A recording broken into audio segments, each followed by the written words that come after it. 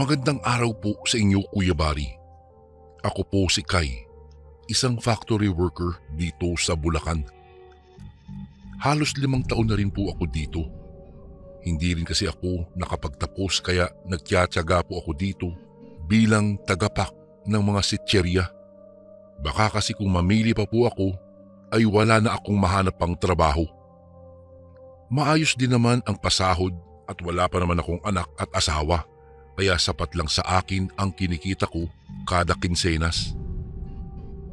Ang ibabahagi ko nga pala sa inyong kwento ay tungkol sa karinderya na kinakainan ko sa dating boarding house na tinutuluyan ko noong nagsisimula pa lamang po ako sa trabaho.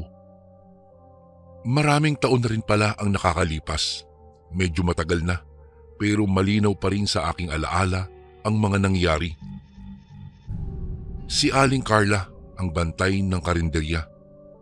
Isang matandang babae na lampas 60 na siguro ang edad pero malakas pa rin at masigla sa trabaho. Malapit lang sila sa amin. Papasok lang ako sa iskinita tapos liliko sa ikalawang poste. Yun na ang karinderya nila. Bukod sa murang presyo, masarap din magluto itong si Aling Carla. Kaya nga laging mahaba ang pila ng mga bumibili sa kanya. Mahuli ka lang ng 1 o 2 oras, wala ka nang aabutang ulam. Ewan ko ba, Kuya Bari, parang kapag kinakain ko ang mga luto niyang gulay, parang bumabalik ako sa aking pagkabata.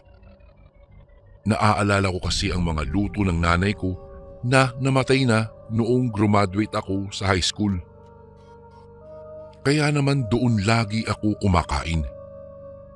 Pagdating galing trabaho, kila Aling Carla na ako dumidiretso upang maghapunan. Kapag naman walang nabiling itlog o hotdog na pang-almusal, sa kanila na rin ako dumidiretso para bumili naman ng pansit o kaya naman sinangag na kanin na may kasamang pritong manok o itlog.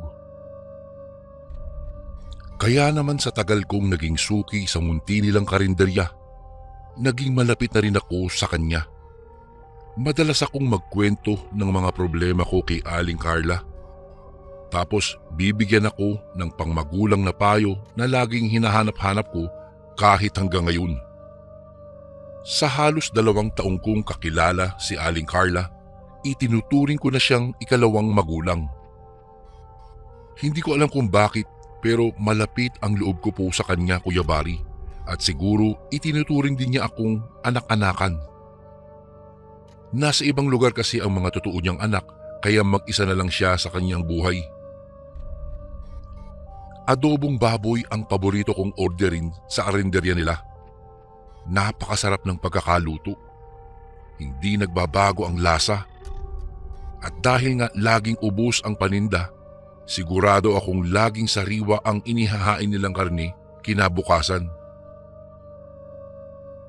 Isang beses, habang pauwi mula sa trabaho, ay naipit ako sa dami ng pasahero na nasabayan ko. Sakto naman kasing rush hour. Parang dagat ang taong nakakasabay ko habang nag-aabang ng jeep na masasakyan pa uwi. Noong nasa pila ako nang biglang bumuhos ang napakalakas na ulan. Maraming nagsipulasan sa pila pero meron din namang mga tulad ko na nanatili dahil siguradong aabutin ako hanggang hating gabi kung sakaling hindi pa ako makasakay ng jeep. Hinayaan ko na lang na mabasa ang sarili. Sabi ko, maliligo na lang ako pag uwi. Para akong basang sisiw na sumakay ng jeep. Pati loob ng medyas ko ay naging sinabawan. Buti na lamang at waterproof ang suot kong bag. Hindi nabasa ang daladala kong gamit. Pagdating sa bahay, naligo ako kaagad. Kumain kila Aling Carla. Nakipagkwentuhan saglit habang inuubos ko lang ang natira sa kahan ng yosi na dala mula pa sa trabaho at saka umuwi na para maagang makatulog. Kinabukasan, hindi na ako makabangon. Ang sakit ng katawan ko at puno ng sipon ang aking ilong. Tinatrangkaso pala ako. Para akong nagbabagang uling sa init. Buti na lang at may naitago pa akong gamot kung kaya't hindi ko na kailangan pang lumabas upang bumili. Absent na naman ako. Tiyak kong galit na naman yung manager ko. Paano ba naman? Bawas na naman ang tao niya. Nagkukulang na nga kami sa trabahador eh. May dilata pa naman sa cabinet kaya iyon na lamang ang inulam ko nang magtanghalian na. Pagkatapos nun ay buong hapon akong natulog. Hindi ko na nga namalayan ng oras. Nagising ako 7:00 na ng gabi. Gutom na at kailangan na ring uminom ng gamot. Naku, kailangan kong kumain bago uminom ng gamot. Naglakad ako papunta sa pinto. Balak kong bumili sana ng pagkain, ngunit nangihina pa talaga ako. Noong buksan ko ang pinto ay sakto namang nakita ko yung kapitbahay naming tila papunta sa karinderya ni Aling Carla. Madalas ko kasi siyang makasabay. Siya nga pala si Boyet. Kung kaya't nakisuyo ako kay Boyet kung pwede ako magpabili sa kanya ng pagkain. Hindi naman ito tumanggi at nalaman naman niya ang dahilan kung bakit hindi ako pwedeng bumili doon. Hindi naman nagtagal ay may kumatok na sa pinto. Para akong matanda na mabagal na tumayo at pinagbuksan ang batang may dala ng kanin at ulam ko. Akala ko si Boyet.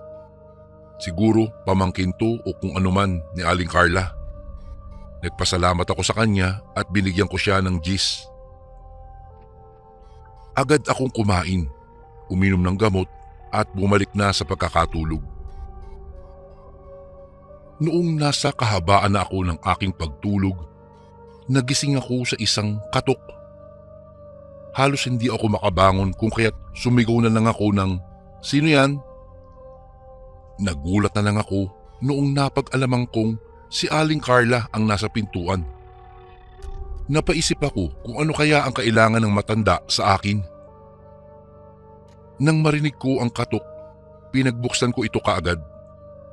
Maayos na rin naman kahit papaano ang aking pakiramdam dahil sa gamot. Pagkabukas ko ng pintuan, bumungad sa akin si Aling Carla at umiiyak. "Pasensya ka na, Kay." Mahinang tugon nito sa akin. "Ho, Aling Carla, ano po bang sadya niyo? Bakit po?" Bago ko po ipagpatuloy ang kwentong ito ay may request sana ako sa iyo, kasundo. Isang pindot lang ito, kasundo, sa subscribe button namin.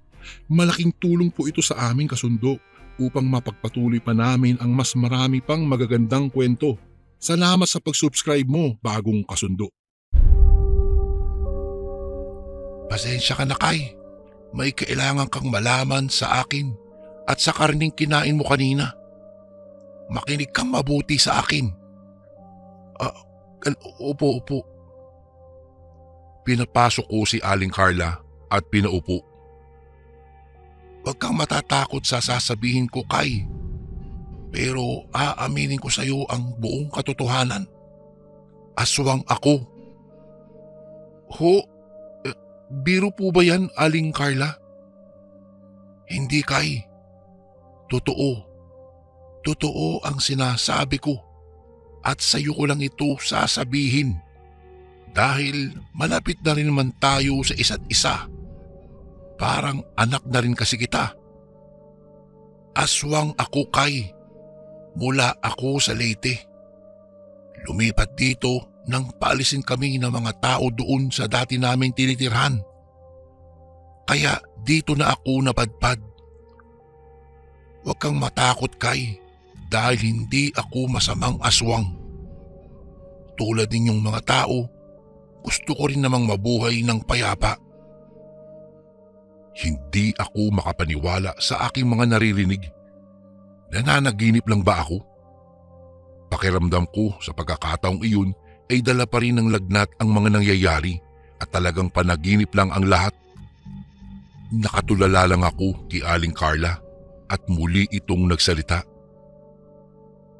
"Isa sa mga naisip kong negosyo ay ang karinderya. Tutal, magaling naman talaga ako magluto simula pa lang pagkabata. At dahil dumadami ng dumadami ang mga customer ko, isang araw may lumapit sa akin na isang kalahi ko. Nagpakilala siyang aswang. Naamoy daw niya ako kung ano talaga ako at sabi niya magbabayad siya ng extra kung sakaling iluluto ko ang mga katawan ng tao na dadalhin niya. Siyempre, kauri ko siya kaya pumayag ako. Kailangan ko ng pera. At saka sabi niya, sa mga morgue naman daw niya kinuha ang mga katawan at hindi niya ito mga pinatay. Simula noon, ako na ang naghahanda ng ulam niyang tao gabi-gabi. Walang mintis yun, Kay. Halos 1 taon ko na rin itong ginagawa. Oo, Aling Kay, ano bang gusto niyong sabihin sa akin? Ay, nagkamali ako. Naibigay ko sa iyo ang pagkain na dapat ay para sa mga aswang lang na customer ko. Laman ng tao ang kinain mo, Kay. Halos malusaw ako sa aking kinatatayuan sa aking mga narinig. Hindi pa tapos magsalita si Aling Carla ay nasa lababo na ako at nagsusuka. Pilit kong iniluluwa lahat ng karning nakain ko noong gabing iyon. Naramdaman ko rin ang pagkahilo na dala siguro ng trangkaso ko. Sa likod ko ay nakatayo si Aling Carla.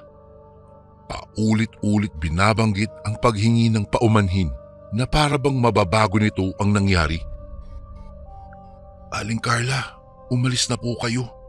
Mahinahon kong sabi kahit sa loob ko ay parang sasabog na ako sa galit.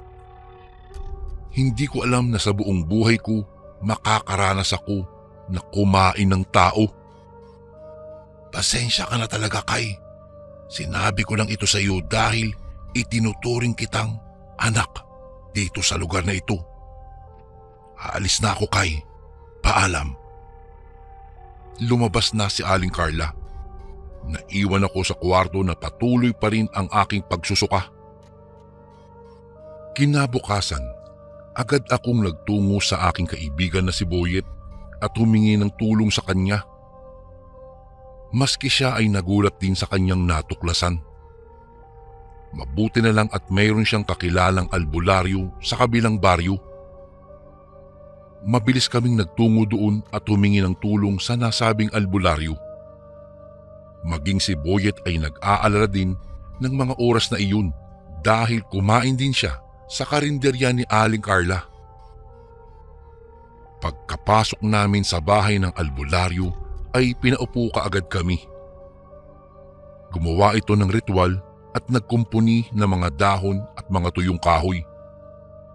Nag-usal ito ng mga lingwaheng hindi namin maintindihan. Dinikdik ang mga kahoy at mga tuyong dahon at inilagay ito sa 2 basong tubig na nakapatong sa may altar. Matapos iyon ay agad itong ibinigay sa amin at ipinainom. Makalipas lang ang ilang sandali ay parang nahimasmasan ako. Gumaan ang aking pakiramdam, Kuya Bari. Si Boyet naman ay parang wala lang nangyari. Ayon sa albularyo ay hindi naman daw ako nayanggaw tulad ng naiisip ko. Mabuti na rin daw na tumungo kami sa kanya upang tuluyang gumanda na ang pakiramdam ko. Matapos ang gamutan ay nagpasalamat kami sa albularyo at nagbigay ako ng kaunting bayad sa kanya. Simula noon, hindi na ako kailanman kumain sa karinderya ni Aling Carla. Madalas, bago ako umuwi, kumakain na ako sa ibang karinderya.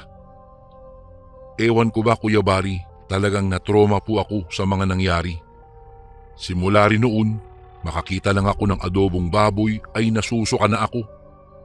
Kaya nga halos 1 taon ay puro gulay at isda lang ang kinakain ko. Para bang naaalala ko pa rin ang lasa ng taong kinain ko noong gabing iyon kapag karne ang aking inuulam. Napansin din ni Aling Carla na hindi na ako kumakain sa kanila. Nadadaanan ko pa rin naman ang kanilang karinderya, ngunit hindi na ako tumitingin sa kanya. Hindi ko pa rin maintindihan ang aking nararamdaman. Para bang napakasakit para sa akin na hindi ko siya pansinin. Makalipas ang isang buwan, naghanap na rin ako ng bagong titirahan. Yung mas malapit sa aking trabaho para hindi na ako mahirapan magbiyahe. Ngunit bago ako umalis at lumipat sa bagong titirhan, dumalaw muna ako sa karinderya ni Aling Carla. Nakatingin lang sa akin ang matanda. Lumapit ako sa kanya at niyakap ko siya. Sabi ko sa kanya, "Aling Carla, ikaw ang pangalawang nanay ko dito sa lugar na ito. Alam kong hindi mo sinasadya ang iyong ginawa. Pinapatawad kita, Aling Carla." Matapos yun ay lumuha si Aling Carla. Hindi ko nga rin alam kung bakit naiyak din ako nung mga panahong iyon. At iyon na po ang huling beses na nakita ko si Aling Carla. Wala na rin akong naging balita sa kanya simula nang lumipat ako. Hindi ko na rin alam kung nagpapatuloy pa rin siyang magluto doon sa aswang niyang customer. Isang pangyayaring hindi ko po talaga malilimutan, Kuya Barry, na naganap sa aking buhay. Isang tindera na itinuring kong parang ina ang nagbigay pa sa akin ng isang matinding bangungot. Isang karanasan ang nagpabago ng direksyon ng aking buhay dahil lang sa pagkain ko sa karinderya ng isang aswang. Hanggang dito na lang po ang aking kwento at maraming salamat po, Kuya Barry. Lubos na gumagalang, Kai. Magandang araw po sa inyo, Kuya Barry. Tawagin niyo na lang po akong Esther. Ako po ay tubong Leyte, Kuya Barry. Sa mismong bayan na kinatatakutan ng lahat, ang Siquijor. Ngunit masasabi kong isa ang lugar na ito sa may pinakamagandang pasyalan at mga paliguan tulad ng mga talon o kaya falls. Hindi naman likas na masama ang mga nananahan dito. Sa katunayan nga po, mas mabubuti pa silang mga tao higit sa mga akala natin ay mabubuti.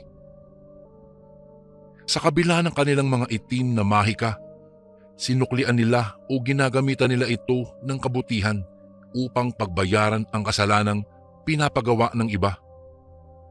Katulad na lamang ng pambabarang. Tama po, Kuya Barry, ang aking ibabahagi ay tungkol sa mga mambabarang. Kaya gusto kong itago ang aking katauhan dahil sa dalawang bagay. Nahihiya ako o dahil ayaw ko na katakutan ako ng mga nakakakilala sa akin. Ngunit bago ko simulan, Kuya Barry, may nais akong itanong. Sino ba ang mas makasalanan? Ang mga mambabarang o ang mga taong nagpapabarang? Isang araw noon, sa wari ko ay mag-aalas 10 ng umaga. Habang abala kaming lahat sa aming mga gawain sa buhay, may isang kotseng pula ang natapat sa aming tahanan. Bumaba ang lalaki na naka-Amerikana. Agad niyang binuksan ang pinto sa may likod at bumaba ang isang babae na may damit na katerno ng sasakyan niya. Hindi na namin kailangan pang magtanong, Kuya Barry, kung ano ang sadya nila. Dahil lahat ng mga dayo na tutungo sa aming munting nayon ay alam na ang sadya. Ang ipabarang ang mga kagalit o kinaiinggitan nila. Kung kaya't naisip kong mga masasamang tao silang nagbabalat kayo at nagtatago sa magagandang damit at mukha. Ngunit ang kaluluwa ay unti-unti nang nasusunog sa impyerno. Pagkalapit nila sa amin, agad na iniabot ang isang sobre at kadalasan sasabihin nila ay pahihirapan ng matanda o di naman kaya ay malala pa. Tatango lamang ang aking Lola Ebyang, hindi niya tunay na pangalan, at aalis na agad ang mga dayo. Opo, Kuya Barry, Ako po ay apo ng isang mangkukulam. Iniwan ako ng aking ina sa aking lola at nagtungo sa Maynila upang takasan ang kanyang responsibilidad. Anak po ako sa pagkakasala ni nanay at wala po kaming alam tungkol sa aking ama. Matagal ko nang hinihiling kay lola na tumigil na sa kanyang gawain. Kahit gusto niya umano ay hindi maaari dahil maliban sa kailangan namin ng pera, ito ay pagsagot sa kanyang tungkulin sa bertud na nasa kanyang katawan.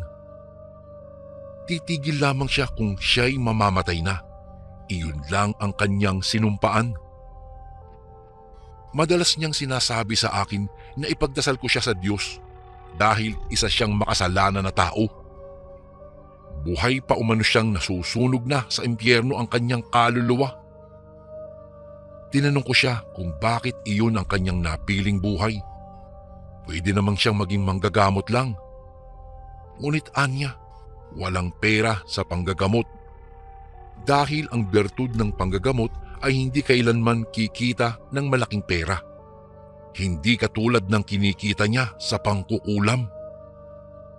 Ang bertud ng kabutihan ay hindi pwede haluan ng makamundong bagay tulad ng pera at materyal.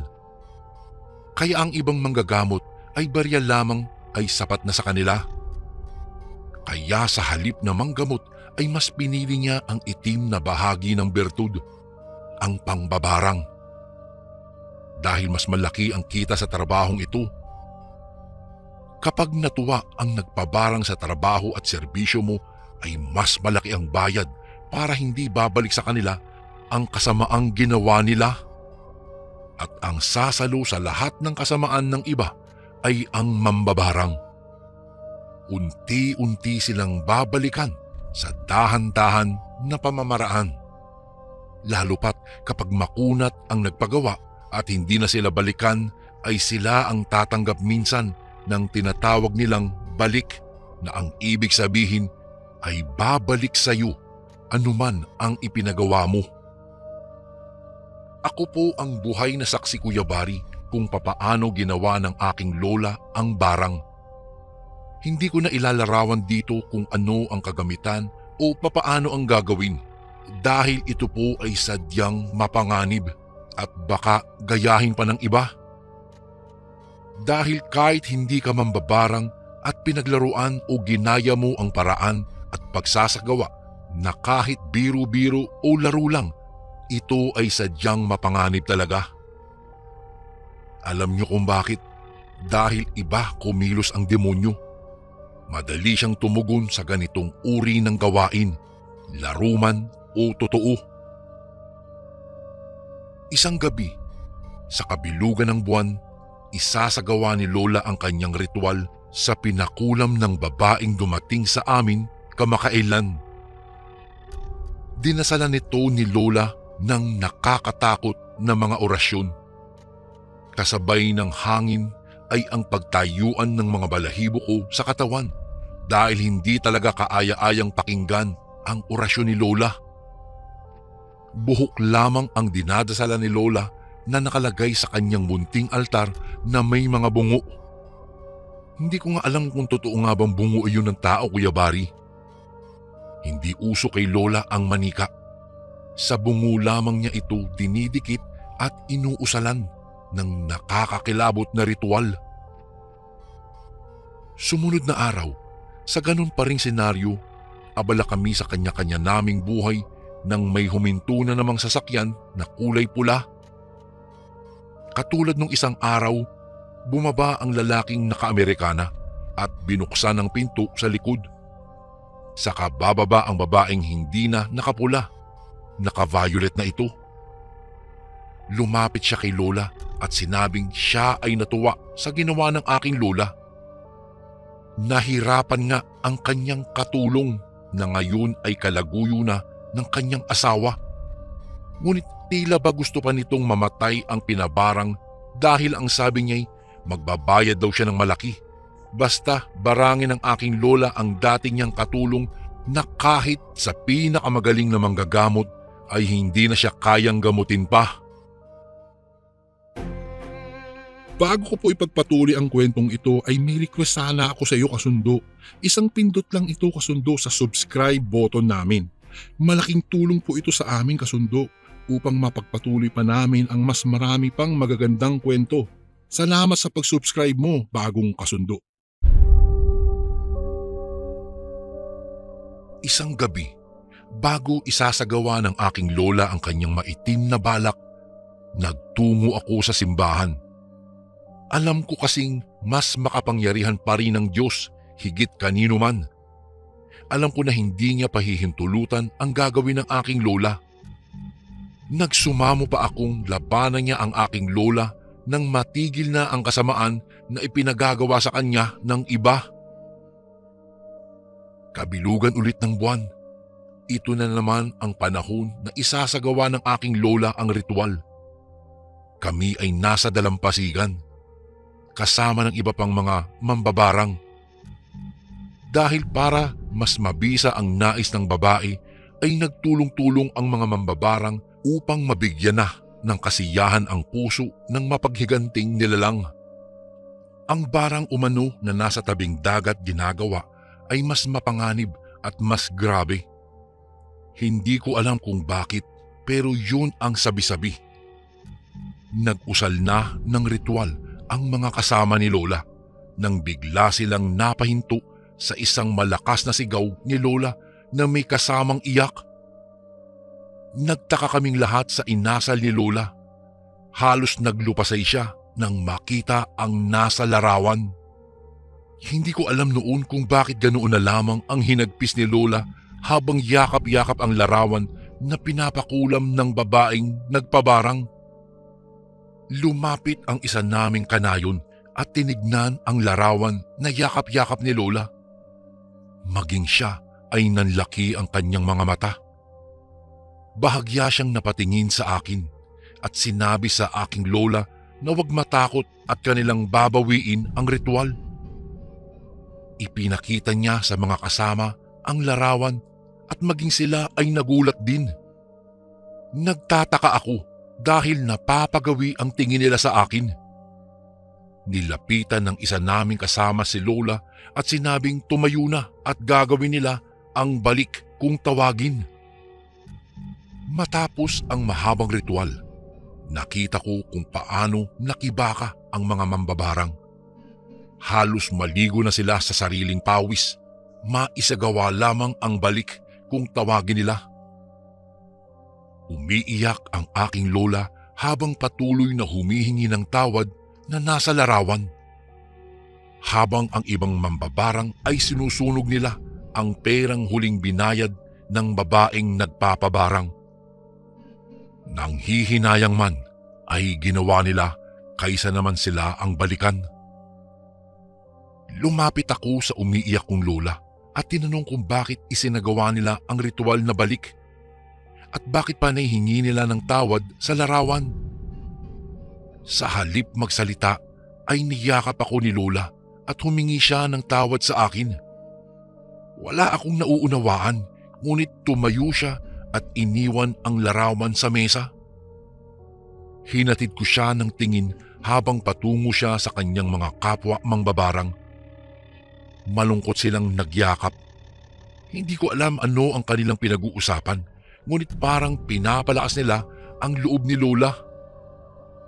Binalik ko muli ang tingin sa larawan na nakatalikod. Nang tignan ko ay nagulat ako. Dahil isang babae ang nakangiti at karga-karga ang bata na sa wari ko ay 5 buwan pa lamang. Matama akong tinignan nang may umupo sa aking tabi. Nang lingunin ko ay si Aling Toyang. Kinuha niya ang larawan at nagbitiw ng malalalim na buntong hininga at nagwika ng kamuntik na. Hindi ko siya nauunawaan, kung kaya't napatingin ako sa kanyang may katanungan sa aking mga mata. Ang wika niya ay mabuti na lamang hindi natuloy ang ritual ng mga mambabarang dahil ang nasa larawan ay ako at ang aking ina. Nais kaming ipabarang ng babaeng iyon dahil sa nagkaroon ng relasyon ang kanyang asawa at ang aking ina, at ako ang bunga. Ayon pa kay Aling Toyang, matagal nang walang balita si ina sa aking ama dahil buhat ng ipinanganak daw ako ay nagtungo na si ina sa ibang lugar. Hindi para balikan si ama, kung hindi para layuan ako. Dahil ako ang dahilan kung bakit hindi siya natuloy sa Japan. Gulat na gulat ako sa mga natuklasan at nalaman ko. Hindi ko alam ang aking gagawin. Maraming katanungan ang aking nasa isip at hindi ko masagot iyon. Lumipas ang ilang taon. Namatay ang aking lola. Naghirap siya at matagal siyang namatay dahil sinakripisyohan niya ang bertud na hindi mapunta sa akin. Kahit pinahirapan pa siya, ay tiniis niya. Sa hindi inaasahang pagkakataon, nagkita na kami ng aking ina, Kuya Bari, noong lamay. Humingi siya ng tawad sa akin at pinatawad ko naman siya. Nag-usap kami ng masinsinan at doon ko palang naunawaan ang lahat ng tanong na nanatili sa aking isipan. Sa kasalukuyan, siya ay nasa Nagoya, Japan kasama ang kanyang bagong pamilya. Japanese po ang napangasawa ng aking ina at may 3 silang anak, 2 lalaki at 1 babae. Ang aking ama naman ay nagkita din kami kasama ang kanyang mga anak na kapatid ko rin. Matagal na raw patay ang kanyang ina. Hindi daw alam ng doktor kung ano ang naging sakit. Walang kahit sinong doktor ang nakagamot. Nagkita kami sa simbahan nang minsang nadistino ako sa lugar namin. Opo, isa akong madre. Ito po ang paraan ko, Kuya Bari, para mabayaran ang lahat ng kasalanan ni Lola upang hindi siya mapunta sa nagliliyab na impyerno. Kaya po ang payo ko, Kuya Bari, huwag maging mapagtanim ng galit na nauuwi minsan sa masasamang paghihiganti. Maging mapagpatawad at hayaan ang Diyos na siyang magparusa sa mga nagkakasala sa iyo. Bago ko po tapusin ang kwentong ito, ay may hinabilin sa akin ang aking lola bago siya yumao. Ang biling niya ay sunugin ang kanyang katawang tao kasama ang kanyang lahat ng mga ginagamit sa pangbabarang. Ang abo daw ay ibaon ko sa lupa, doon sa lugar kung saan walang taong makakakita. Habang kausap ko ang aking lola, lumuluha ito ng dugo. Bakas sa kanya ang tindi ng paghihirap, pagsisisi at pighati. Bago nalagutan ng hininga ang aking lola, ay humingi siya ng tawad sa akin. Iparating ko daw sa aking ina kung sakali daw makikita kami na sana daw ay mapatawad daw siya sa kanyang nagawa. Matapos niyang banggitin ang mga katagang iyon, bumagsak ang kanyang kamay na may hawak na isang itim na bato. Matapos niyang mabitiwan iyon, ay nalagutan na siya ng kanyang huling hininga. Isang pangyayaring hindi ko po malilimutan, kaya ko po ito napagdesisyonang isulat sa inyong channel, Kuya Bari. Hindi ko po ikinakahiya ang aking lola kahit siya ay isang mambabarang. Ako po si Esther at ako po ang apo ng mambabarang. Hanggang dito na lang po ang aking kwento at sana po ay nagustuhan ninyo at ng inyong mga tagapakinig. Lubos na gumagalang, Esther. Magandang araw po sa inyo, Kuya Bari, at sa lahat ng inyong masusugid na tagapakinig. Itago niyo na lang po ako sa pangalang Jasper. Ang kwentong aking ibabahagi po sa inyo ngayon ay ang karanasan na hindi ko malilimutan noong ako ay namamasukan bilang isang service crew sa Jollibee. Gabi noon, Kuya Barry, abala na rin kami ng aking mga kasamahan sa pagliligpit at paglilinis ng mga kagamitan sa loob ng kusina. Inaayos na rin namin ang mga lamesa at upuan bilang paghahanda na rin para sa pagpasok ng mga customers kinabukasan. Nang matapos na namin ang lahat ng mga gawain na kailangan tapusin, ay sabay-sabay na kaming naglakad palabas papauwi. Dahil hindi naman pareho ang lugar ng aming inuuwian, ay hindi nagtagal at naghiwa-hiwalay na rin kami ng daang tinahak. Dahil sa nagtitipid ako noon, Kuya Barry, marami rin akong gastusin sa paaralan at napagpasyahan kong maglakad na lamang para hindi na ako gumastos pa sa pamasahe. Tingin ko naman nung mga panahong iyon ay hindi naman delikado na maglakad ako mag-isa, lalo pat lalaki naman po ako. Napatingin ako sa relo na nakakabit sa aking kaliwang kamay upang tignan kung anong oras na ba. Nang mapagtanto kong lumalalim na pala ang gabi, binilisan ko ang bawat hakbang na aking ginawa upang mapabilis ang pag-uwi ko sa aming bahay. Maya-maya ay may napansin akong anino na tila nakasunod sa akin sa paglalakad. Agad akong napahinto at dahan-dahan akong kabadong napalingon sa may bandang likuran ko. Ngunit wala naman akong nakitang kahit na ano. Muli akong humarap upang tignan muli ang aninong nakita ko kanina. Subalit wala na ito. Bagamat nakaramdam ako ng kakaiba ng mga sandaling iyon, ay pinili ko na lamang na ipagsawalang bahala na lang ito, Kuya Barry. Inisip ko na lamang na marahil ay dala lamang ito ng antok at pagod, kung kaya't kung ano-ano ang aking nakikita at naiisip. Nagpatuloy lang ako sa aking paglalakad at mga ilang segundo lang ang lumipas ay muli ko na namang nakita ang anino na nakasunod sa akin. Sa puntong iyon ay napagtanto ko na hindi lamang ako basta namamalikmata.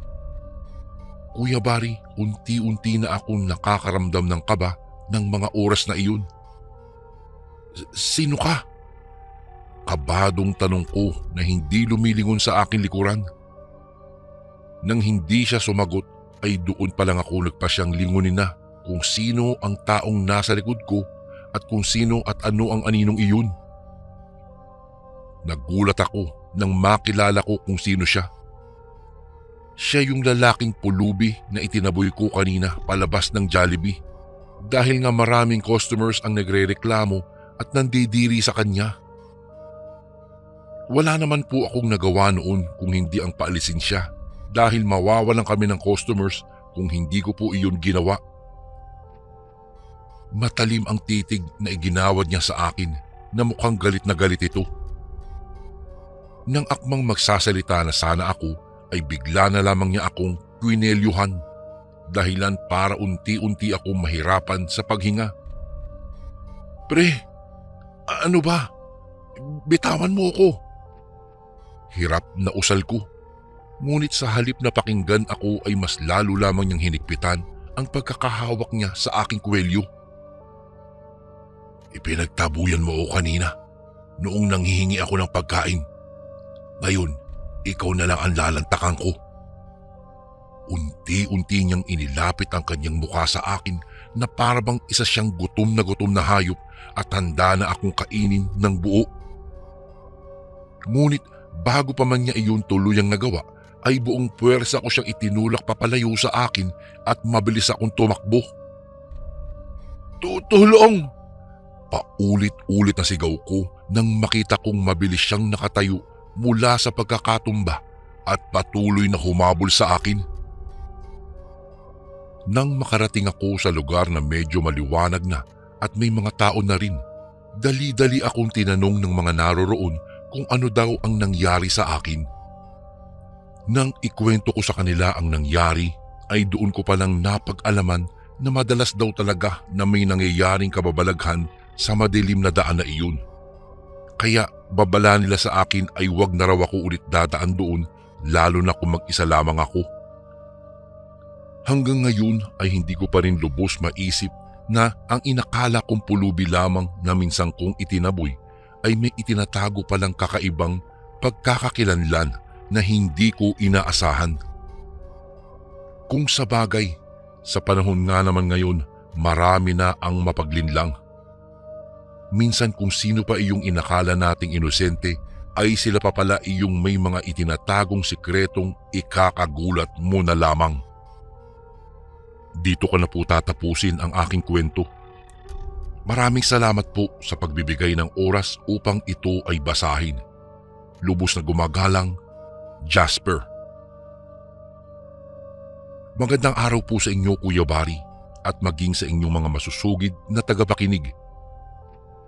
Ang kwentong aking ibabahagi po sa inyo ngayon ay isang hindi kapanipaniwalang pangyayari na aking naranasan. Itago niyo na lang po ako sa pangalang Lito. Isa po sa pangarap ko noong bata pa lamang ako ay ang makatikim ng mamahaling pagkain mula sa Jollibee. Nakakatawa mang isipin dahil kung tutuusin ay masyadong mababa ang pangarap kong iyon. Ngunit ganun po talaga kapag mahirap na pamilya ang kinagisnan mo. Kahit ang pagkain na mamahalin ay kailangan mo pang pangarapin. Parati ko pong nadadaanan noon ang Jollibee kapag papasok at papauwi na ako galing sa paaralan. Kaya naman lagi akong napapahinto sa paglalakad at napapatitig sa mga tao na kumakain sa loob niyon. Kung minsan pa nga ay hindi ko namamalayan na nakakaramdam na ako ng inggit. Lalo na sa mga batang katulad ko na kasama ang kanilang pamilya at sama-samang kumakain ng pagkain sa Jollibee. Minsan ko pa ngang nasabi noon sa aking sarili na sana mayaman din kami. Nang sa ganoon ay makatikim din kami ng masasarap na pagkain mula sa Jollibee. Isang hapon, papauwi na dapat ako noon sa bahay namin nang mapadaan ulit ako sa Jollibee. Ilang saglit ko lamang tinitigan iyon at lumakad na muli. Ngunit bago pa man ako tuluyang makalayo ay may bigla na lamang tumawag sa akin. "Sandali, iho!" Napalingon ako sa aking likuran at nakita ko ang isang pamilyar na matanda. Namukhaan ko ang matandang iyon dahil siya ay parati kong nakikita na kumakain sa Jollibee ng mag-isa. Sa katunayan nga po, Kuya Barry, parati ko pa siyang nahuhuling nakatitig sa akin mula sa labas ng Jollibee na tila kinaawaan ako. Kaya naman sa tuwing mangyayari iyon ay inaalis ko na lamang ang aking tingin sa kanya at aalis ako. Bakit po?" Pagtatakang tanong ko sa kanya. Ngumiti naman siya sa akin ng malapad at ipinakita ang dala niyang take-out na pagkain mula sa Jollibee. "Gusto ko sanang ibigay ito sa iyo. Matagal na kasi kitang nakikita na parating nakatitig mula sa labas ng Jollibee na yan. Ngunit hindi naman kita nakikitang kumakain sa loob kahit paminsan. Kaya inisip ko na hindi mo pa natitikman ang masarap na pagkain inihanda nila. O ito, kunin mo ito para ito sa iyo." Iniabot niya sa akin ang isang supot na may tatakpang Jollibee at may mga pagkain sa loob nito. Kuya Barry, hindi maitago ang sayang nararamdaman ko ng mga sandaling iyon. Sabi ko pa nga sa sarili ko, sa wakas ay makakakain na rin ako ng masarap na pagkain. "Naku, maraming salamat po." Buong galak na tugon ko sa matanda. "Walang anuman, magpakabusog ka, iho." Umukit sa kanyang mga labi ang malapad na ngiti bago tuluyang umalis. Mabilis naman akong nagtatakbo para makarating sa bahay namin dahil hindi na ako makapaghintay pa na kainin ang bigay ng matanda sa akin. Agad kong nilantakan ang spaghetti, fried chicken at burger. Kulang na lamang ay mabulunan pa nga ako dahil sunod-sunod ang pagsubo ko. Napakasarap talaga ng pagkain sa Jollibee, Kuya Barry. Maya-maya pa ay bigla na lamang dumating si Mama. Nagtaka siya at agad na nagtanong kung saan daw ba galing ang mga pagkain na iyon. Kaya naman sinabi ko sa kanya ang totoo. Hindi ko alam pero bigla na lamang siyang nagalit at sinabi sa aking wag daw akong basta-basta tatanggap ng mga bigay ng taong hindi ko naman kilala. Hindi ko na lang siya noon pinansin dahil mas mahalaga sa akin ng mga oras na iyon ay natupad ang pangarap ko na makakain ng mamahaling pagkain mula sa Jollibee. Bago ko po ipagpatuloy ang kwentong ito ay may request sana ako sa iyo kasundo. Isang pindot lang ito kasundo sa subscribe button namin. Malaking tulong po ito sa amin kasundo upang mapagpatuloy pa namin ang mas marami pang magagandang kwento. Salamat sa pag-subscribe mo bagong kasundo. Ngunit pagkaraan ng ilang oras, bigla akong nakaramdam ng kakaiba, Kuya Bari. Sumakit ng sobra ang tiyan ko ng gabing iyon. Maging si Mama ay hindi na rin alam kung ano ang gagawin sa akin dahil masyado na akong namimilipit sa sobrang sakit. Kulang na lang ay humagulgul na ako at humandusay sa sahig. Ilang saglit pa ay humingi na siya ng tulong. Tinawag niya rin ang albularyo sa aming lugar para lang patignan ako. Doon namin nalaman na ang sanhi pala ng pananakit ng aking tiyan ay ang pagkain sa Jollibee na kinain ko na ibinigay sa akin ng matandang babae kanina. Hindi lamang isang ordinaryong matanda ang nagbigay sa iyo ng pagkain na iyon, iho. Marahil ay gusto kanyang pasahan ng itim ng mutya. O ito, inumin mo ito. Paliwanag niya sabay abot sa akin ng isang maliit na bote na may lamang parang kung anong mga halaman. Sa kagustuhan ko na mawala ang pananakit ng tiyan ko, ininom ko iyon kahit pa medyo nandidiri ako sa nakikita kong laman. Pagkaraan lang ng ilang sandali ay bigla na lamang akong nagsuka at laking pagtataka ko dahil puro itim na ang lumalabas sa aking bibig. Hindi nga ako nagkamali. Napatingin ako sa albularyo na puno ng pagtataka. May lahing aswang ang matandang iyon, iho, at ramdam niya na malapit na siyang mamatay kung kaya't gusto niyang ipasa sa iyo ang pagiging aswang niya upang hindi maubos ang lahi nila. Kaya naman, huwag ka nang ulit tatanggapan ng pagkain o anumang bagay na galing sa kanya kung ayaw mong tuluyang mapabilang sa lahi na mayroon sila. Natakot ako. Sinunod ko ang bilin sa akin ng albularyo, Kuya Bari. Simula ng araw na iyon, hindi na ako muling tumanggap pa ng mga pagkain o kahit bagay na galing sa taong hindi ko naman kakilala. Mahirap na at baka muling ikapahamak ko pa ito. Maging ang kagustuhan ko noon na makapasok at makakain ulit sa Jollibee ay kinalimutan ko na rin dahil sa pangyayaring iyon. Dito ko na po tatapusin ang aking kwento, Kuya Bari. Maraming salamat sa paglaan ng oras upang ito'y basahin. Lubos na gumagalang, Lito. Magandang araw po sa lahat ng mga tagabakinig at lalong-lalo na sa iyo, Kuya Bari. Itago niyo na lamang po ako sa pangalang Katkat. Nagtatrabaho po ako noon sa Jollibee bilang isang waitress. Noong unay, maayos naman ang lahat. Wala akong naging problema dahil kahit papaano ay malaki naman ang sweldo na nakukuha ko doon.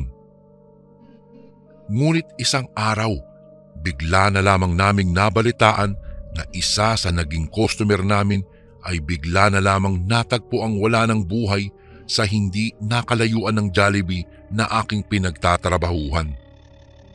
Duguan daw ito at parang pinagpiestahan ang mga lamang loob at wakwak pa ang tiyan. Grabe naman iyong nangyari sa babae, no? Sino na naman kaya ang may kagagawa ng karumal-dumal na bagay na iyon? Oo nga, wala man lang awa, pati mga laman loob, pinatos pa. Naku, baka hindi tao ang may gawa nun ah. Napahinto kami ng aking mga kasamahan sa aming ginagawa dahil sa sinabing iyon ni Carlo. Maging ako ay napaisip din sa kanyang winika. Tama naman siya eh. posibleng ang hindi tao ang may gawa nun. Eh ano?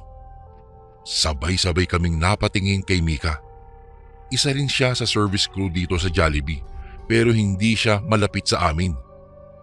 Sa katunayan, parati nga lang siyang tahimik at ayaw makisama sa amin kahit na kami na mismo ang nagyayaya sa kanya. Sa madalit salita, KJ. Hindi naman po ako mapanghusgang tao, Kuya Barry. Subalit hindi ko maiwasang balutin ang aking kuryosidad tungkol sa pagkatao ni Mika. Malakas talaga ang pakiramdam ko na mayroong kakaiba sa kanya. Buong akala namin ay hindi na masusundan pa ang karumal-dumal na krimen na nangyari sa isang customer namin. Ngunit nagpatuloy iyon. Halos araw-araw ay nababalitaan ang pagkakaroon ng mga namamatay na natatagpuan malapit sa Jollibee at ang taong iyon ay ang mga naging customer namin. Sa kasamaang palad, kumonti tuloy ang mga nagiging customer namin dahil sa pangyayaring iyon. Inimbestigahan din ng mga pulis ang Jollibee na pinapasukan ko upang matukoy kung konektado raw ba ito sa mga nangyari sa aming mga customers. Subalit walang nangyari. Walang nakuhang kahit anumang ebidensya na makakatulong para matukoy ang naging dahilan ng mga pangyayari. Kaya naman isang gabi, napagpasyahan kong sundan itong si Mika nang makita kong papauwi na ito. Ayokong isipin na may kinalaman siya sa mga pangyayari pero ewan ko ba at parang may pumipilit sa akin na sundan ito. Kung kaya't palihim ko siyang sinundan habang siya ay naglalakad at doon ko napagtanto na may isang babae rin pala siyang sinusundan. Nagtaka ako nang makita kong may hawak pang supot ang babaeng sinusundan niya at may tatak itong Jollibee. Dahil doon, na-realize ko na marahil ay isa ang babaeng iyon sa naging customer namin kanina. Patuloy ko siyang sinundan habang sinusundan niya naman iyong babae.